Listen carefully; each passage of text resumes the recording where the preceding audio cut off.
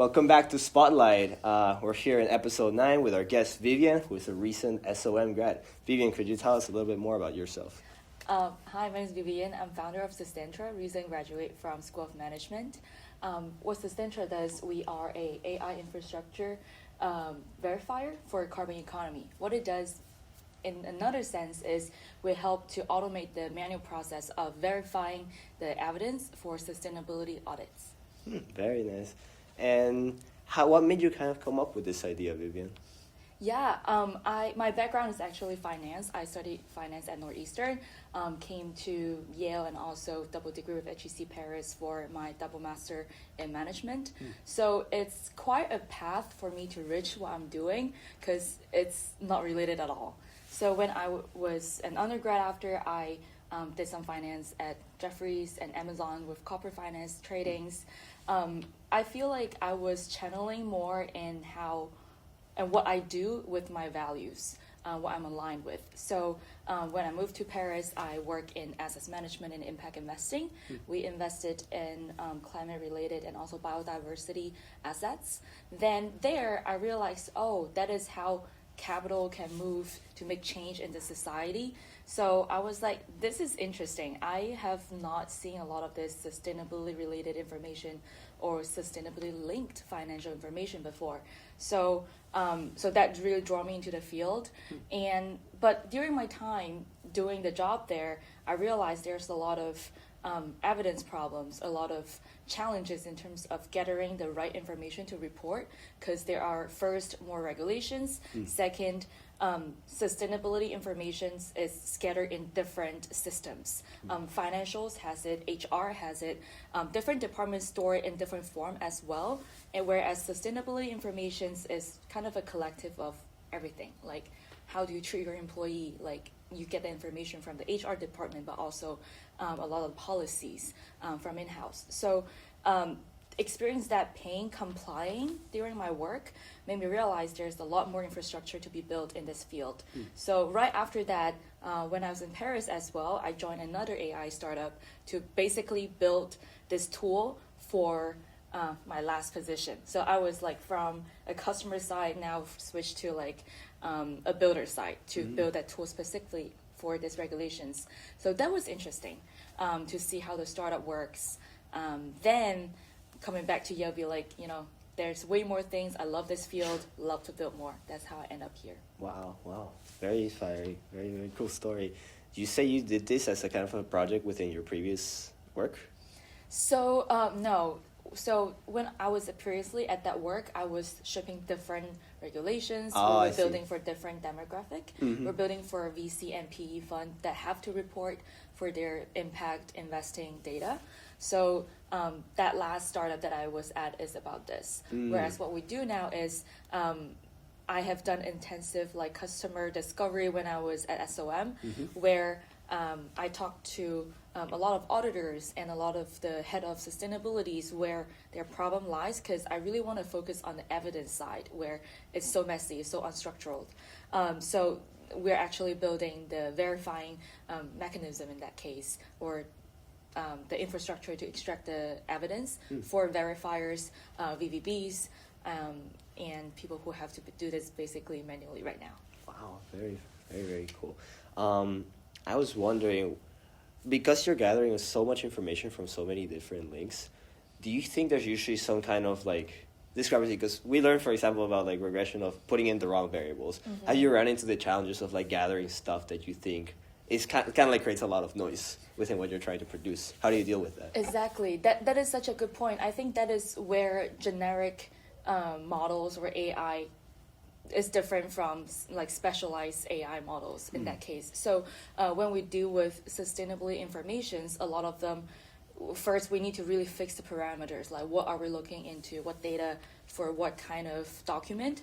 But more challenging is for different regulations, what format of the information we're looking for, how do we normalize it and report it in a way that for different regulations, instead of just preparing an evidence, the same evidence but for different regulations. So how do we prepare that actually is the expertise, domain knowledge would be very important in this case.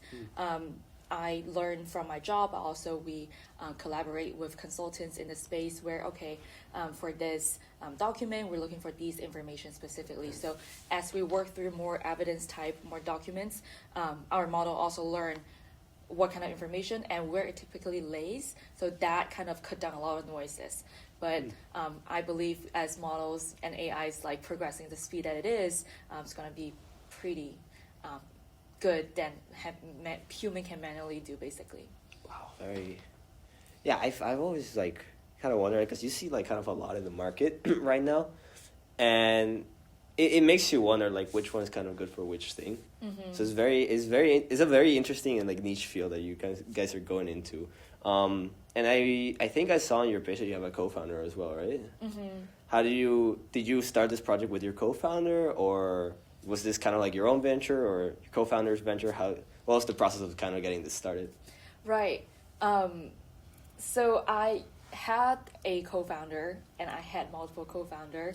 I think that is a lesson that I also learned as a entrepreneur. I'm currently a solo founder, but I have a team of founding members. So I think that also involved, which I think as a lessons for me to learn, where I started this idea myself, and I'm always looking for people to join me that share the same vision, same drives. The hard lessons is it's very like to find this right person to share the same vision and drives and put as much effort as you are. You just have to put yourself out there, but also being able to work with different people. So I feel like, but with that said, I don't have a co-founder now, sorry. So what I meant in that case is, as an entrepreneur, we always have this vision that maybe people you see that may share similar visions that may challenge you, but you are the persons that know this problem the most and know where it goes. So really keeping that vision and idea keep going, and working with people along the way, it is how they usually work. But with that said, sorry, I forgot what your question was. No, it was just kind of about like the process of getting started, of challenges and like stories of like working together with people. But I think you covered that pretty well. Okay. You're covering that pretty well. Yeah, I myself and like the rest of the audience, a lot of people here are very interested in entrepreneurship, but they have a lot of kind of like doubts, sometimes within themselves or within like working with a team, because it's very hard, like you said, to get a team of people who share that idea. Do you think there's any lessons, particularly from your schooling or from your childhood, that kind of helped you really kind of like put your foot down and really lock in into this kind of path? Right. Wow, that's such a good question. I feel like there are a lot of things that inspire me to do this. One is definitely where my value is aligned. I used to pursue, investment banker, work in New York, Wall Street, perfect dream. And as I got there, I was like, this is so different than what I imagined. No, like it's just not for me. I felt like I want to do something that is, I want to positively impact this planet in a way. I grew up from China until 15, then I moved here from Guangzhou. So when I was younger, where I live, the air was not typically great. Like I have sinuses from it. A lot of people suffer from the chronic sinuses from it. And I think that has always been something like, how can we make money without, hurting the planet, right? Like, because I think that is the economy models have been changing. So I think that has always planted a seed, but I don't know how it was realized in a way. So, but also another thing is I really love doing what I do. I wake up, just be like, okay, different challenge, different meetings. How do I move this to next stage? Whereas sometimes at work or my past experience, maybe I was not really channeling my drives. So, but lastly, I think also my dad is an entrepreneur. He helped me a lot along the way. Be like, if you really see this and you will regret not taking any moves at this point, you can just do it, because you know what, we're young. Our opportunity cost is way lower than as we go on. But I would just do it. Wow, very inspiring. What I was never really in the Guangzhou zone, but like I was in I was in Hong Kong, which is pretty close by. Yeah. Do you think there's anything particularly from the area that you kind of still recall from home, or no? That I guess it's a long way from there, and obviously it's a big culture shock like coming here as well. What's kind of like one thing that you like or value or something, like it could be food, like anything in particular that you still kind of like miss or that you think you could incorporate from back home?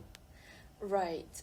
In terms of It could be in terms of like, I don't know, something in your daily life, or hell, it could be even like food or something you missed from back then. Oh yeah, I actually just traveled back for Chinese New Year this year. Oh, wow. Because all my family are still there.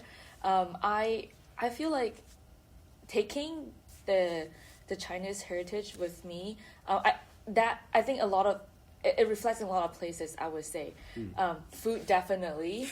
I have this. I will let you know where this dim sum restaurant is in New York. Chinatown is so great, and that has been a big part of my identity. But also, the upbringing with a lot of the Chinese values, like how we treat relationships, how do we build relationship with people, how to build a long-term business. That my dad has told me, or Taoism. There's a lot of sayings that I draw from it. I think that inspire me every day. Like, for example, how to deal with anxiety. Like, there's a saying in Taoism, be like, the path will reveal itself once the ship have reached the end of the river.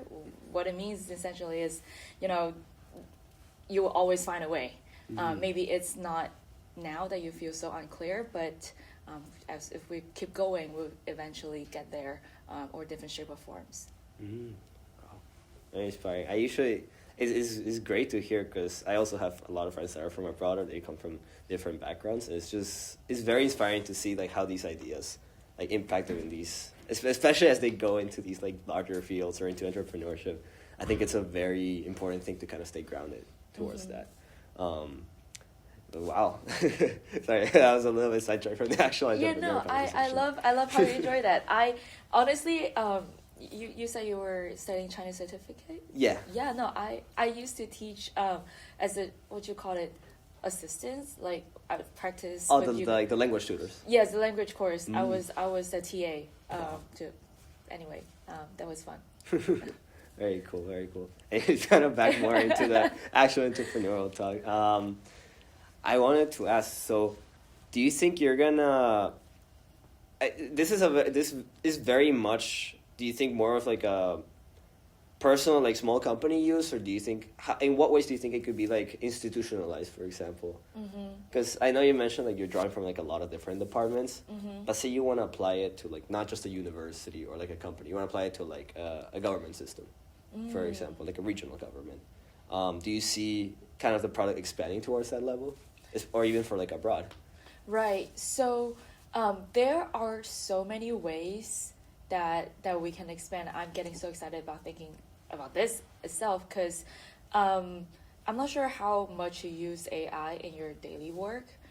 I use at least 10 AI tools in my life as a solo founder. So really, I'm seeing the stickiness in terms of automating the workflow, doing a lot of the manual slow works for a human. So at least for the sectors that we're focusing on is mandatory sustainability regulations. What it means is each year have to prepare this report, getting all these data from different systems, and report where have to get audited, just like financial audits. Plus another quick quick knowledge here is a lot of the sustainability information are treating as the same rigor towards how people treat financial information, because a lot of capitals are throwing into this. They have to make sure that data is correct, whereas right now a lot of are estimated, they don't have data, don't know how to extract them. So back to our question, really I want to create this stickiness in humans' workflow where they have to think about extracting sustainability information from raw evidence and prepare for what kind of framework. We are like a add-on or a plugin is just like live inside their system where as you work through the PDFs, we already pre-flagged what information we found, what extra you want to find, and if you want to keep these options for future, we do that for you. Or if we can help people to reconciliate where we already pre-extract all the information, you get this data from your client or your past year, and we show you, hey, these are the gaps, this is a discrepancy, this is a missing information. So it just shrinks the knowing what to do to doing it to like to times 0, because we already show you the whole picture. You just have to go do it. Whereas right now, a lot of people stuck from getting from 0 to 1, getting all the information. What do they have? What is the problem? What should I ask for? So we just really erase that time. So with this stickiness, I think, definitely we're seeing ourselves being used by a lot of auditors, even Big Four. That is our first target audience. And then how it expanded through from auditors to like companies where they are the people that have to prepare audit report. Right. So. Wow. It's a really cool trajectory to kind of see, especially when you're starting from like ground zero to growing into that. It's exciting. It is very exciting. It's very exciting. I see myself kind of working in potentially some sort of entrepreneurial field as well that also helps like it goes from smaller to helping out like more institutional, like bigger clients. I was thinking something in like trade, for example, like for making like trade easier between like different parties or different countries. For small businesses. I know there's systems that work like that already, but I wanted to kind of like improvise it, like, or not improvise, like improve the efficiency of it, because I think a lot of people, they get kind of caught up in the things that they can do and they don't realize the full potential of things, which I think, to your point, to your product, is gonna be something that people are gonna start seeing way more because they're gonna have access to this data. Exactly. Like a lot more efficient, a lot more visually, like, and I guess effectively collected. So it's definitely gonna be good for the planet. It's gonna be good for like the things that are to come with it. Wow. I guess, do you have like any other particular advice you want to give to like young founders or any other students from the university? Yeah, I felt like the first thing is when you think about if you should do it or not. Other than a lot of people were telling you, yeah, you should build out this financial models to see if it actually reach 100 million ARR. A lot of the time, from like, it's not probably. You have to get your base covered. Like, this is the market that you want to get into. You're excited about this, but more is like, if you don't do it now, would you regret it 10 years from now? And another guy is doing this idea, and you would say, oh, I have thought of that once. But when you have that thought, would you feel pity or regret that you haven't done this now? And if you feel like you would, then probably it's a sign that you should just get your hands dirty and do it now. That's a good way to put it, I think. I think a lot of people here definitely need to hear that, which is great. So I've seen on the show, we've had people who also started from like very small ideas or very like niche products. Last up, for example, we had a guy who made LM like database for collecting like historical records. His valuation was already like super high for the amount of time he spent working on it. So like you said, it's just having an idea. It's just kind of like thinking, am I gonna regret doing this later on, and just putting your work to it. Yeah, and I feel like one more point to add on that is, as you mentioned, a lot of the ideas start small. I've heard a lot of stories where the final unicorn, it's like has transformed and pivoted, I don't know, like 5 or 10 times, and it's so remotely different from your initial idea. Right. But if you don't start there, you actually will not know which pivot will come, which is a lot of the saying, like another saying in Chinese where they say you will only know the opportunity comes to you if you're prepared for it. If you're not already on this path to, keep thinking about this every day and working on it every day, you will probably not see when the pivot and opportunity comes for this actually take off. And with that said, also being flexible and being able to, steer the wheel when needed would be great. Wow. Very nice, very nice. Well, I think that wraps up our episode pretty nicely. Thank you so much for coming, Vivian. Yeah, thank you, bro. Thank you. All right. Yay. done. Thank you so much. That's very good. Yay. Thank you. That was, I think we added in a lot of extra points to it. It's really like, they make this one worth it. They make this episode.